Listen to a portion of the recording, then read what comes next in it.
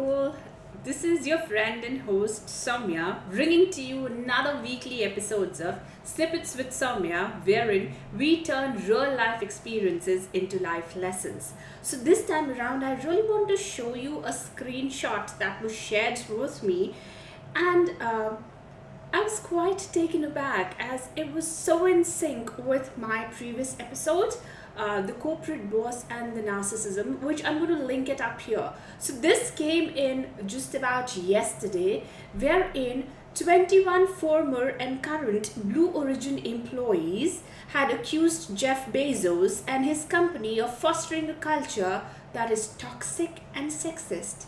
Here is an article. You can go Google it up on, on your internet, and things will pop up.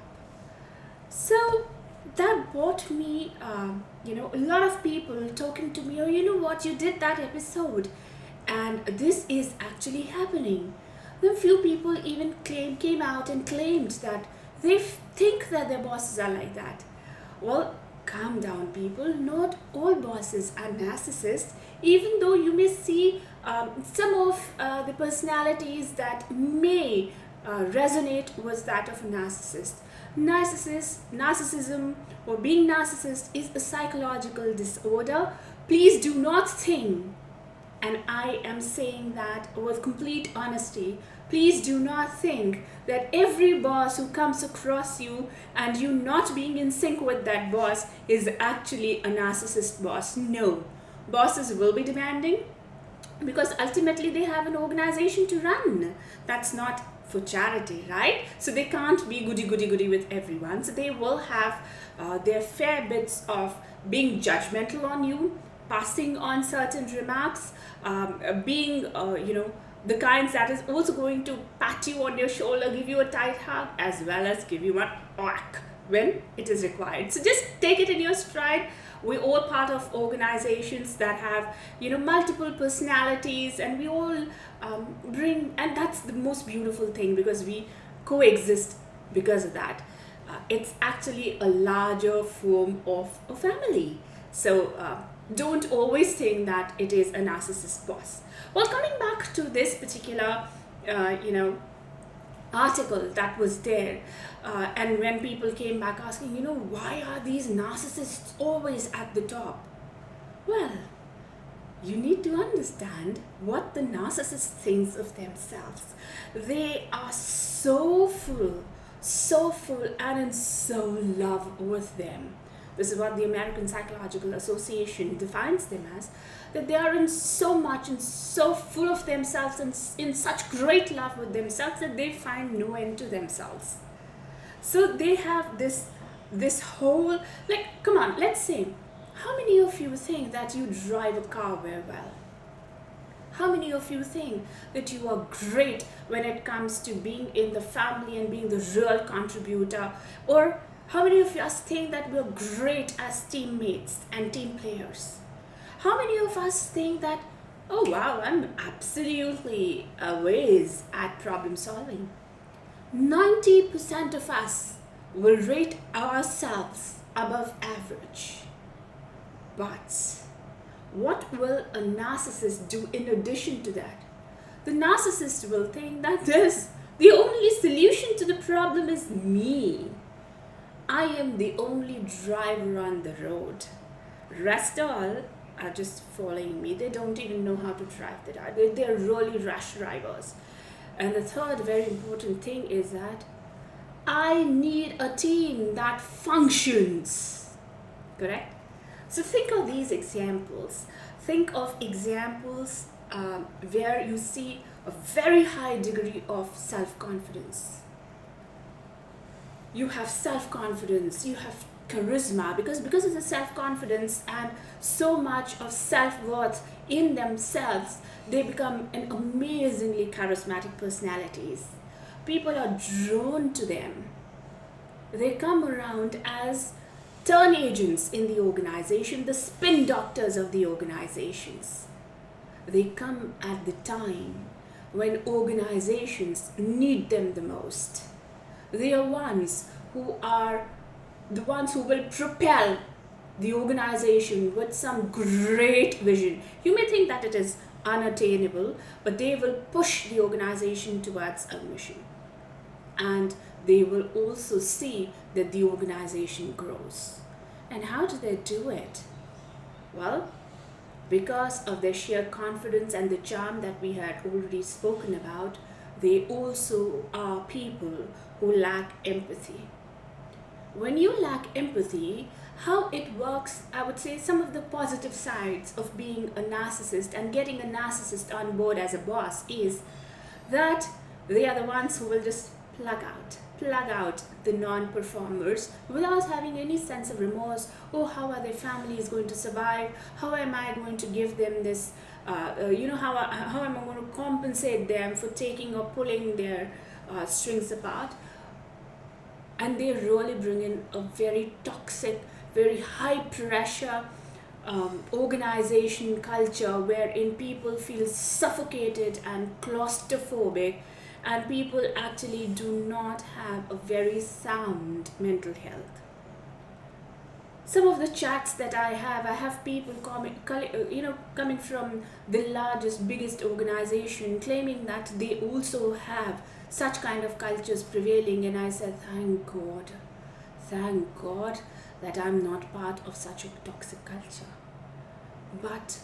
But there are people who are working at it. Think Jeff Walsh. What was he? In his initial term, he was known as the neutron jack. And the reason why he was gone is, what does a neutron bomb do? A neutron bomb actually will go and explode and destroy everything inside the building, leaving the structure standing.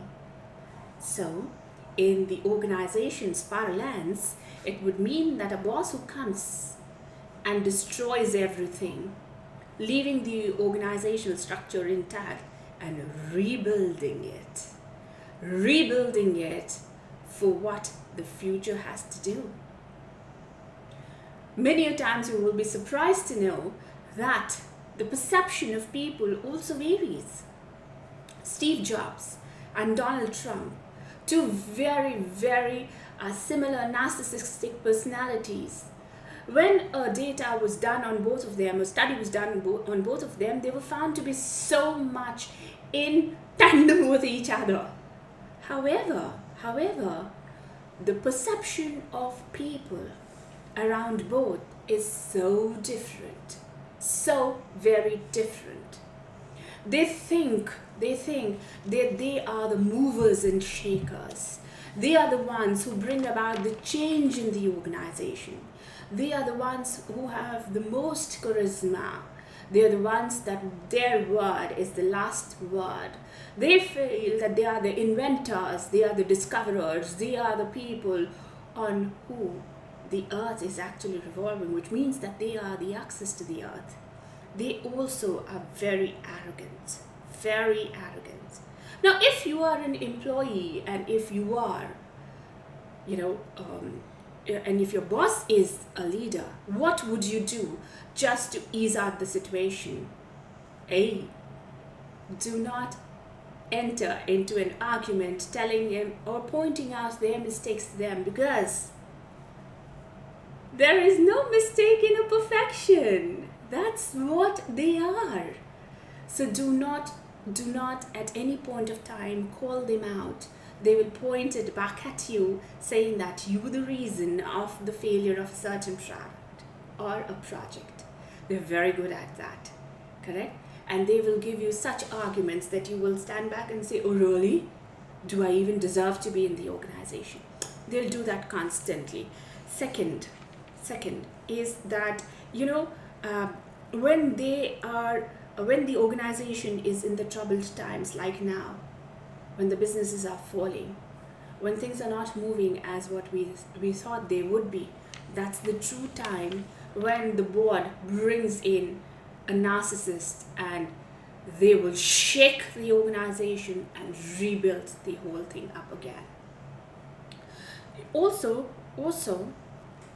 they never will seek help from anyone. Their word is the last word. You walk the talk, as per their talks. It's their way or the highway. The choice is always up to us as employees, what we want to do.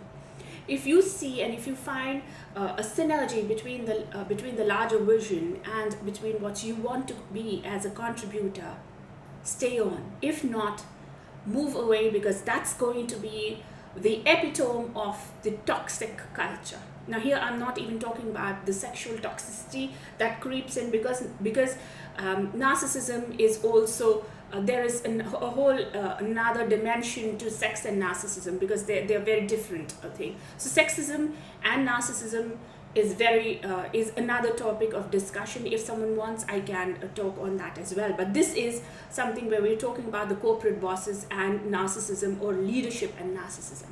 So this is my second episode. I'm going to link up my first episode up there for everyone to watch. The third thing that you never ever do is that do not put them in roles where you do not have anything to create and rebuild on. Otherwise, you're bringing in a destructor. They will destroy what was already built in. So do not get them into those kind of roles. Now, what if you have a subordinate who is a narcissist? If you have a subordinate or a team player who is a narcissist, give them roles where they become unique contributors. Get them into roles which requires a lot of thinking to be involved, because they find their pride as a greatest problem solver. You are in a sticky situation and you want a problem to be solved, bring them in. They are your people. In relationships, as husband and wife, God save you, because there's nothing much that you can do. Either you stay in a relationship, because relationship is all about being equals. So if that is a personal relationship that you're facing, whether as a parent, as a sibling, as a partner or a spouse, come back to me. We'll talk about that. Till then, do take good care of you. This is your friend Saumya signing off. And once again, do like, share and subscribe to the channel. It's going really well, and thank you so much for your lovely feedback. Take care. Bye-bye.